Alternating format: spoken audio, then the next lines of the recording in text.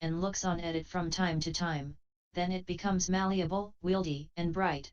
It is not brittle, and it submits rightly to being wrought, whatever kind of ornament he wants to work it into, whether a chain or a ring or a necklace or a gold fillet, it serves his purpose. 76. So too, Bhikkhus, there are 3 signs that should be given attention from time to time by a bhikkhu intent on higher consciousness, becomes rightly concentrated for the destruction of cankers. 248. He attains the ability to be a witness, through realization by direct knowledge, of any state realizable by direct knowledge to which he inclines his mind, whenever there is occasion. AI 256-58.18. 77-9. This sutta deals with coolness. Bhikkhus, when a bhikkhu possesses 6 things, he is able to realize the supreme coolness. What 6? Here, Bhikkhus, when consciousness should be restrained, he restrains it; when consciousness should be exerted, he exerts it; when consciousness should be encouraged, he encourages it; when consciousness should be looked on at with equanimity, he looks on at it with equanimity. He is resolute on the superior state to be attained, he delights in Nibbana. Possessing these 6 things, a bhikkhu is able to realize the supreme coolness. A3 435. 78-10. Skill in the enlightenment factors has already been dealt with in the explanation of skill in absorption, 4.51, 57, in the passage beginning, Bhikkhus, when the mind is slack, that is not the time for developing the tranquility enlightenment factor. SV 113. 79. So the meditator should make sure that he has apprehended this 7-fold skill in learning well and has properly defined this 10-fold skill in giving attention, thus learning the meditation subject properly with both kinds of skill. Starting the practice. 80. If it is convenient for him to live in the same monastery as the teacher, then he need not get it explained in detail thus to begin with, but as he applies himself to the meditation subject after he has made quite sure about it, he can have each successive stage explained as he reaches each distinction. One who wants to live elsewhere, however, must get it explained to him in detail in the way already given, and he must turn it over and over, getting all the difficulties solved. He should leave an abode of an unsuitable kind as described in the description of the earth Kajio, and go to live in a suitable one. Then he should sever the minor impediments, 4.20, and set about the preliminary work for giving attention to repulsiveness. The 32 aspects in detail. 81. When he sets about it, he should first apprehend the learning sign in head hairs. How? The color should be defined first by plucking out 1 or 2 head hairs and placing them on the palm of the hand. 249. He can also look at them in the hair-cutting place, or in a bowl of water or rice gruel. If the ones he sees are black when he sees them, they should be brought to mind as black; if white, as white; if mixed, they should be brought to mind in accordance with those most prevalent. And as in the case of head hairs, so too the sign should be apprehended visually with the whole of the skin pentad. 82. Having apprehended the sign thus and a. defined all the other parts of the body by color, shape, direction, location, and delimitation. 58. He should then, b. define repulsiveness in 5 ways, that is, by color, shape, odor, habitat, and location. 83. Here is the explanation of all the parts, given in successive order. Head hairs. A. Firstly, head hairs are black in their normal color, the color of fresh arihaka seeds. 19. As to shape, they are the shape of long round measuring rods. 20. As to direction, they lie in the upper direction. As to location, their location is the wet inner skin that envelopes the skull. It is bounded on both sides by the roots of the ears, in front by the forehead, and behind by the nape of the neck. 21. As to delimitation, they are bounded below by the surface of their own roots, which are fixed by entering to the amount of the tip of a rice grain into the inner skin that envelopes the head. They are bounded above by space, and all round by each other. There are no 2 hairs together. This is their delimitation by the similar.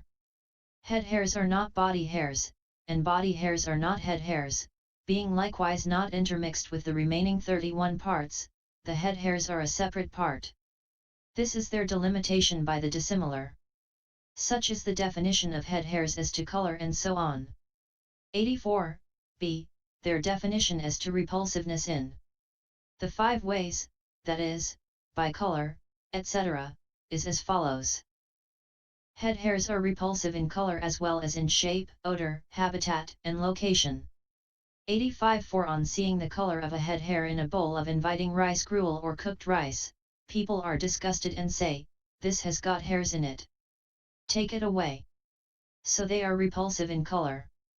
Also when people are eating at night, they are likewise disgusted by the mere sensation of a hair-shaped aka bark or moccasin bark fiber.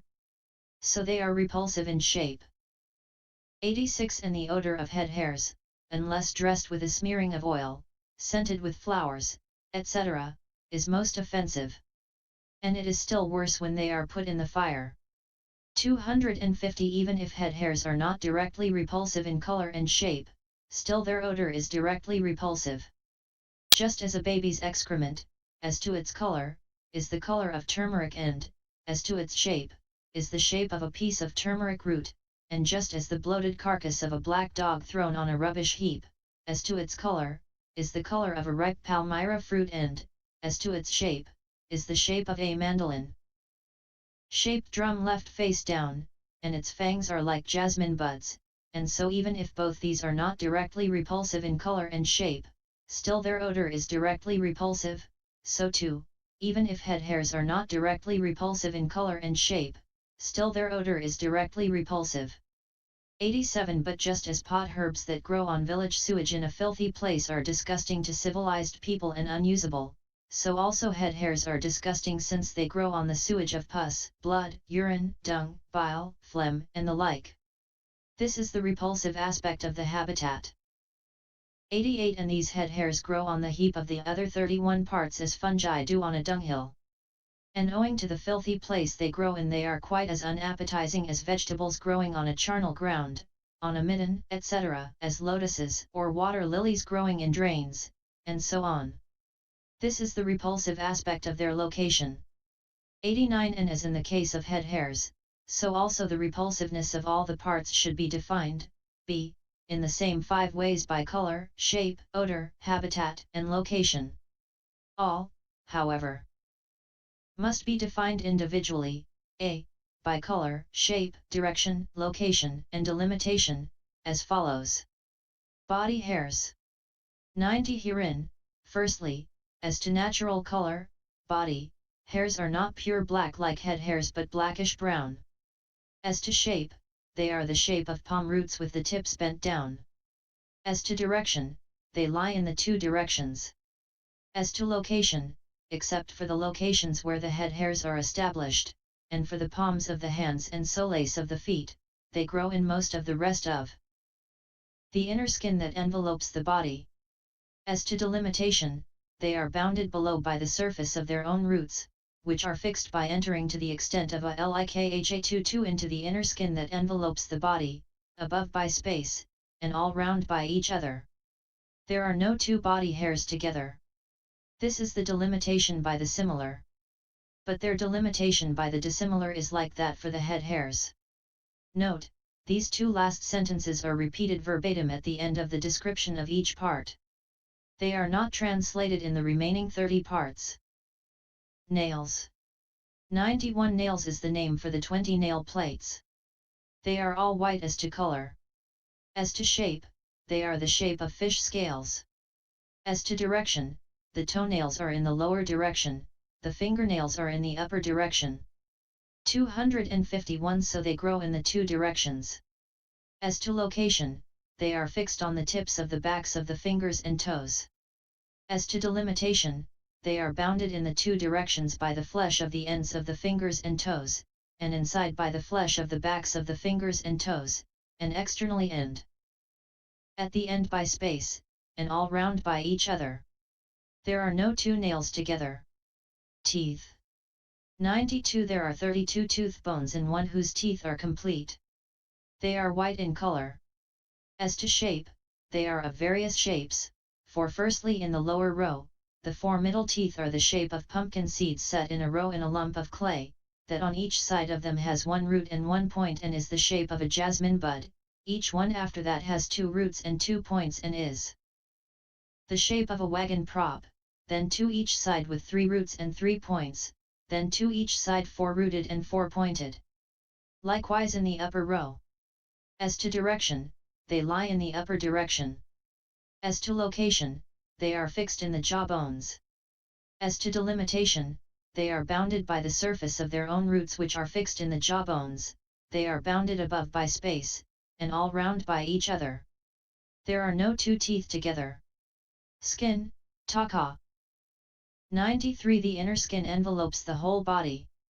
Outside it is what is called the outer cuticle, which is black, brown, or yellow in color, and when that from the whole of the body is compressed together, it amounts to only as much as a jujube fruit kernel. But as to color, the skin itself is white, and its whiteness becomes evident when the outer cuticle is destroyed by contact with the flame of a fire or the impact of a blow and so on. 94. As to shape, it is the shape of the body in brief.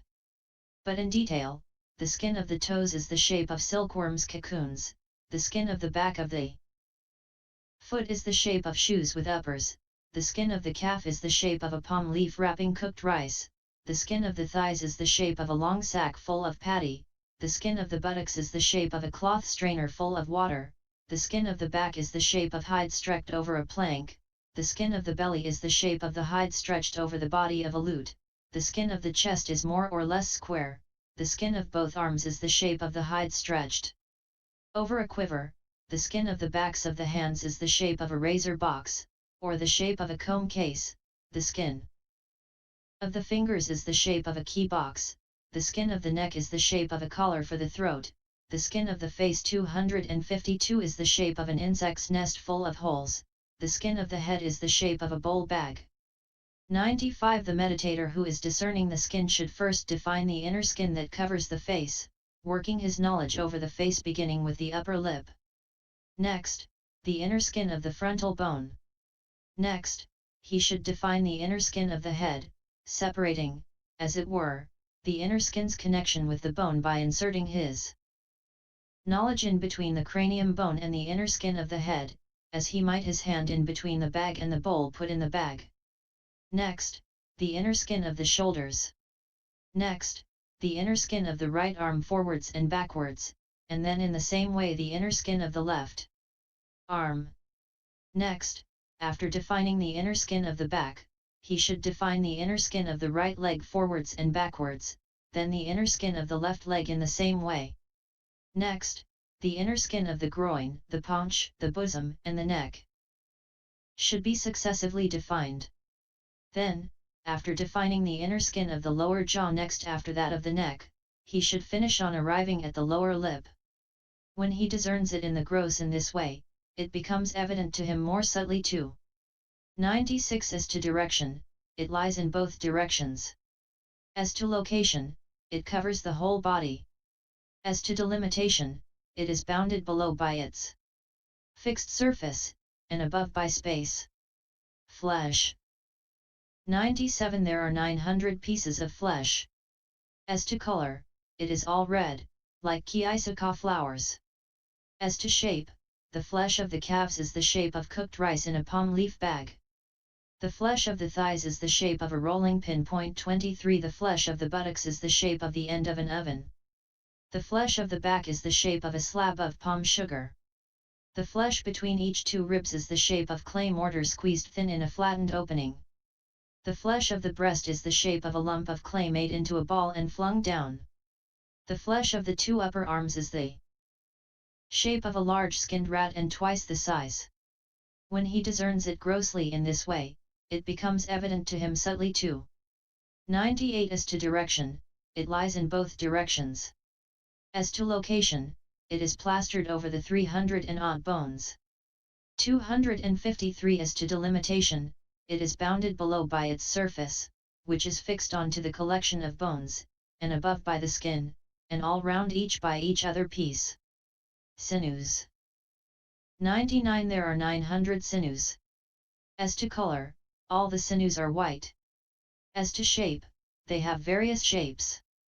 For 5 of great sinews that bind the body together start out from the upper part of the neck and descend by the front, and 5 more by the back, and then 5 by the right and 5 by the left.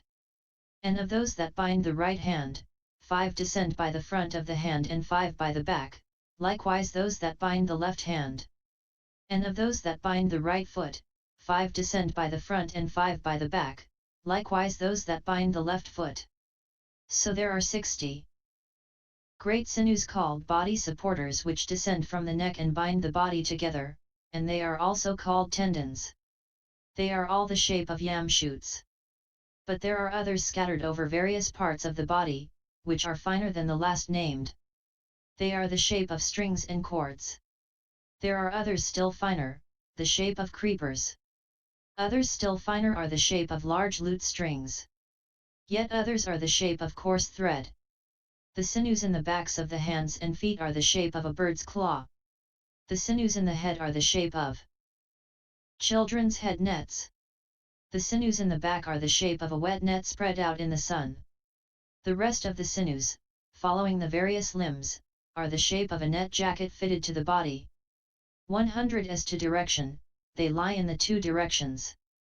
As to location, they are to be found binding the bones of the whole body together. As to delimitation, they are bounded below by their surface, which is fixed onto the 300 bones, and above by the portions that are in contact with the flesh and the inner skin, and all round by each other. Bones. 101 Excepting the 32 teeth bones, these consist of the remaining 64 hand bones, 64 foot bones, 64 soft bones dependent on the flesh, 2 heel bones, then in each leg 2 ankle bones, 2 shin bones, 1 knee bone and 1 thigh bone, then 2 hip bones, 18 spine bones, 254 24 rib bones, 14 breast bones, 1 heart bone, sternum, 2 collar bones, 2 shoulder blade bones, 24 2 upper arm bones, 2 pairs of forearm bones, 2 neck bones, 2 jaw bones, 1 nose bone, 2 eye bones, 2 ear bones, 1 frontal bone, 1 occipital bone, 9 sincipital bones. So there are exactly 300 bones. As to color, they are all white. As to shape, they are of various shapes. 102 Herein, the end bones of the toes are the shape of kataka seeds. Those next to them in the middle sections are the shape of jackfruit seeds. The bones of the base sections are the shape of small drums. The bones of the back of the foot are the shape of a bunch of bruised yarns. The heel bone is the shape of the seed of a single stone palmyra fruit. 103 The ankle bones are the shape of 2 play balls bound together. The shin bones, in the place where they rest on the ankle bones, are the shape of a cindy shoot without the skin removed. The small shin bone is the shape of a toy bow stick. The large one is the shape of a shriveled snake's back. The knee bone is the shape of a lump of froth melted on one side. Herein, the place where the shin bone rests on it is the shape of a blunt cow's horn. The thigh bone is the shape of a